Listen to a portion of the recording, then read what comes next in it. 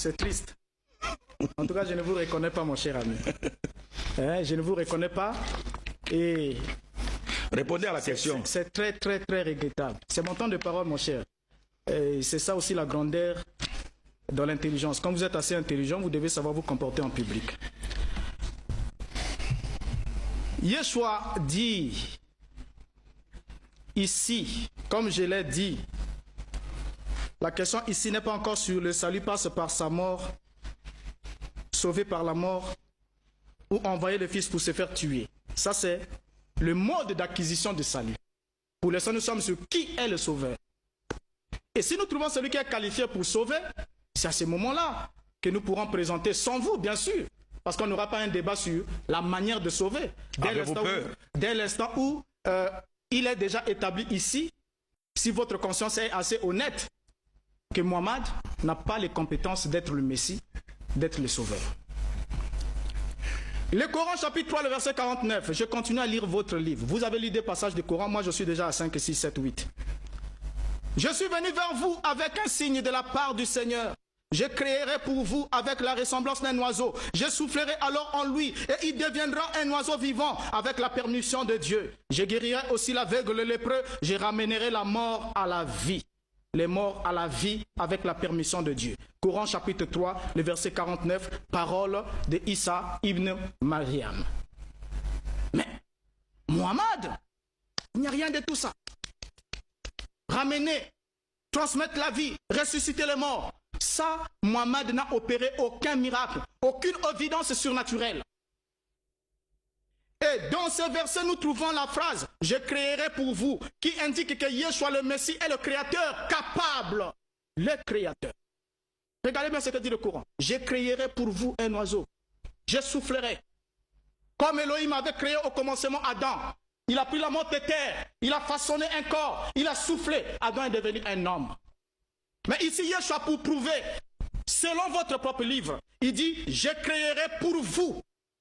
Ce qui indique que Yeshua, le Messie, est le créateur capable d'insuffler la vie dans une motte de terre, ce qui est un acte qui est sans équivalent.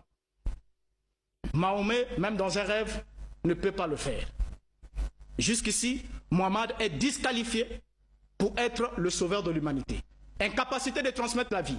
Yeshua, prenant la motte de terre, soufflant dedans pour lui donner la vie à l'oiseau, prouve par là que c'est à la fin des temps, lui qui revient avec la puissance de la résurrection. Et c'est même écrit dans vos propres livres. Mohammed dit, je le jure par celui qui tient mon âme entre ses mains. Je vous l'ai lu la fois passée. Si vous n'êtes pas satisfait, je vous le relis encore aujourd'hui. Jésus, fils de Marie, reviendra.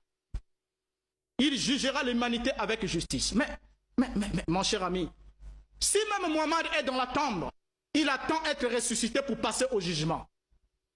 Et qui va le juger? Jésus, fils de Marie. Mais c'est clair, mon cher. Il ne devait pas avoir un débat. Cette sourate là où c'est hadith ne devait pas exister dans l'islam.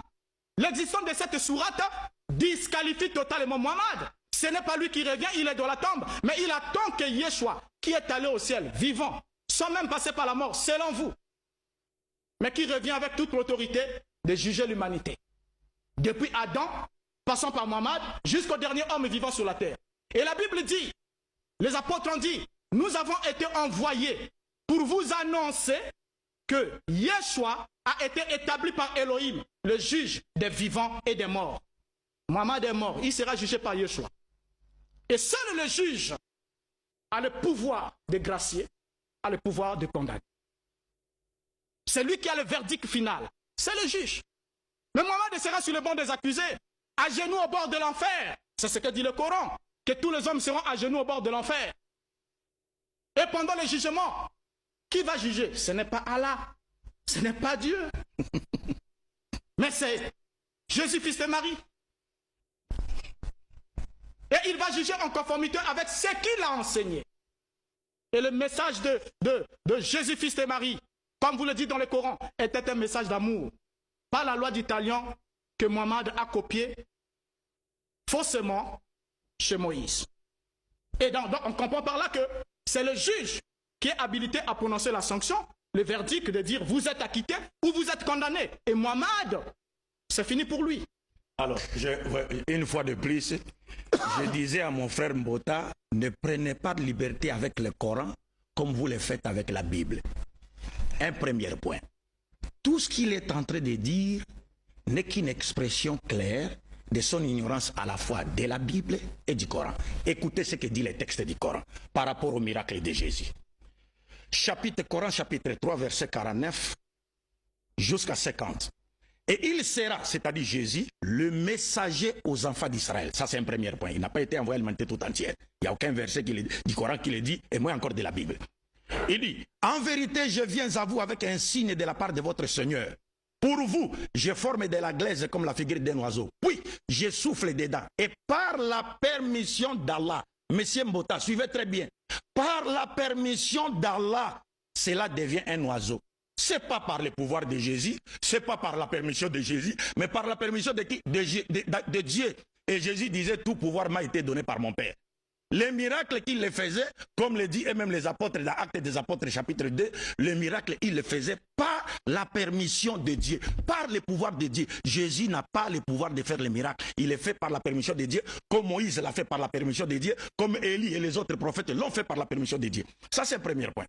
Deuxième point, M. Mbota, quand vous parlez du retour de Jésus, je vous ai très bien dit, vous lisez un hadith, mais vous omettez une grande partie de l'hadith. Mais qui vous dit en islam que Jésus ne reviendra pas? Mais le problème c'est, que reviendra-t-il faire? Mais tu as lu dans ces hadiths que Jésus viendra pour briser la croix. Or la croix est l'expression séculière de l'église chrétienne. C'est-à-dire Jésus viendra pour nier, dénoncer, détruire, montrer que le christianisme n'est pas sa religion. Déjà dans la Bible, Matthieu chapitre 7 verset 21-22, Jésus dit, plusieurs me diront au dernier jour, n'avons-nous pas fait des miracles à ton nom? N'avons-nous pas guéri les gens en ton nom? N'avons-nous pas prophétisé en ton nom? Jésus leur dira, sortez, je ne vous ai jamais connu, vous qui commettez l'iniquité. Qui faisait des miracles au nom de Jésus? Les musulmans. Qui prétendait guérir au nom de Jésus? Les musulmans. Ce sont les chrétiens. Qui seront chassés par Jésus au dernier jour? Ce sont les chrétiens. Ça, c'est un deuxième point. Troisième point. C'est pourquoi le même hadith, M. Mbota, vous dit quand Jésus reviendra, il apparaîtra. Pour juger quoi?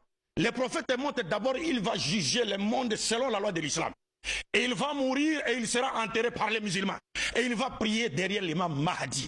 C'est ce que le prophète dit. Mais vous ne voulez pas le citer. Et Jésus viendra. C'est comme Obama, lorsqu'il y a eu le congrès des démocrates. Obama était président, mais Bill Clinton est venu soutenir Obama. Il est venu juste soutenir Obama. Jésus viendra pour soutenir, montrer à l'humanité tout entière que c'est l'islam qui est la religion de Dieu et c'est Mohammed qui a été envoyé à l'humanité tout entière. Et ce n'est pas lui qui juge au dernier jour. Vous confondez le jugement sur la terre où il va juger les nations montrant que l'islam est la vérité. Les autres sont dans l'erreur. La vidéo que j'ai fait passer hier sur homéostasie. Les juifs qui disent qu'il n'y a qu'un seul peuple qui adore le véritable Dieu, en dehors des juifs, ce sont les musulmans. Les autres sont des égarés. Je termine en disant, quand vous lisez chapitre 5 du Coran, on vous dit Jésus lui-même comparaîtra devant le tribunal de Dieu pour rendre compte, être jugé, pour dire que c'est lui qui a dit aux gens de le prendre pour Dieu. Coran chapitre 5, vous n'avez pas lu. Pour finir, mon frère, quand vous dites Mohammed n'a pas fait un miracle, mais vous ne comprenez pas les miracles. Jésus a dit à ses disciples, vous ferez des plus grands miracles que les miens. Mais Mohammed a fait le plus grand miracle que Jésus n'a pas fait. Aucun prophète de la Bible ne l'a pas fait. Parce que le plus grand miracle, c'est la transformation d'une société. Faire de sorte qu'une société qui vivait dans l'idolâtrie, le polythéisme, dans la dépravation totale des mœurs, cette société puisse sortir de l'idolâtrie, du polythéisme et de la dépravation totale des mœurs vers la connaissance du Dieu unique et vers les vraies valeurs spirituelles et morales que Dieu attend de nous sur le plan vertical et horizontal. Est-ce que le Christ l'a-t-il fait? Non. Mohammed a transformé sa société dès son vivant. Aucun prophète de la Bible, y compris Jésus, ne l'a fait dans la Bible. Si c'est le Mohammed. Voilà les plus grands miracles. Ce n'est pas les petits miracles de ressusciter, guérir. Mais où sont les gens que Jésus a ressuscités aujourd'hui? Où sont-ils? Mais voilà, le pays de Mohammed est là, régi par les enseignements de Mohammed. Montrez-moi un seul pays qui est régi aujourd'hui par les enseignements de Jésus. Mais il n'y a aucun pays, c'est ça. Qu'est-ce que vous comprenez par grand miracle? Ce sont des petits miracles. Que certains prétendent faire dans les églises en faisant tomber les gens, ils pensent que ça c'est un miracle. Non, voyez comment nos sociétés vivent dans la dépravation totale de mœurs. Mais si les gens avaient accepté l'islam aujourd'hui, Congo aujourd'hui se serait transformé moralement. Où est le pays qui a été transformé par le christianisme depuis plus de 20 siècles? Où est-il? Un seul pays. Montrez-moi un seul pays. C'est ça le plus grand miracle, M. Mbota. Donc revenons au débat. Ne faisons pas du coq à l'âne. Je vous ai donné un verset et je vous ai posé une question. Est-ce que Dieu, le maître de la vigne, a-t-il envoyé son fils pour aller se faire tuer par les vignerons ou pour aller prendre sa part? Merci beaucoup. C'est